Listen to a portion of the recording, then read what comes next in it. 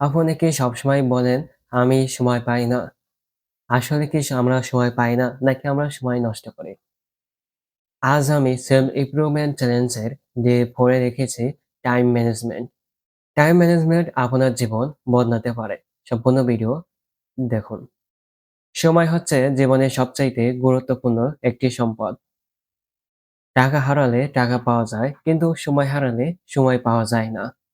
Time management মানে শুধু গুরুত্বপূর্ণ কাজগুলোকে আগে করা এবং অলসতা না করা এবং সময়কে প্ল্যানিং করে ভাগ করে নেওয়া।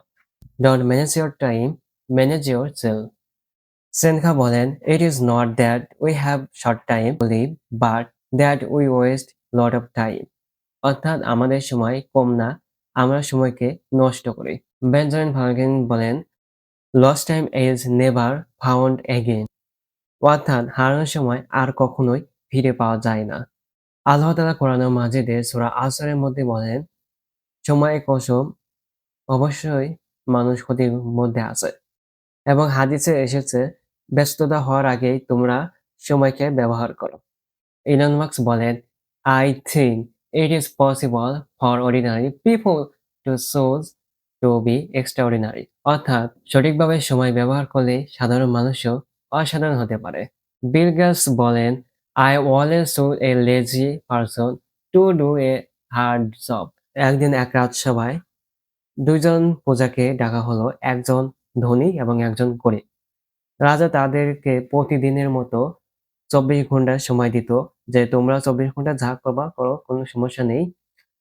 এই সময় নিয়ে ধনী লোকটি সে সময়কে ব্যবহার করত ব্যবসা পরিকল্পনা এবং কোনো কিছু শেখা নিয়ে।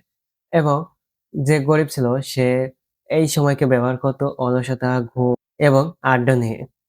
১০ বছর পর তাদেরকে আবার রাজসভায় ডাকা হলো এবং সে রাজা দেখতে পেল ১০ বছরের মধ্যে যে ধনী লোকটি ছিল সে আরো ধনী হয়েছে এবং যে গরিব লোক ছিল সে আরো গরিব হয়েছে।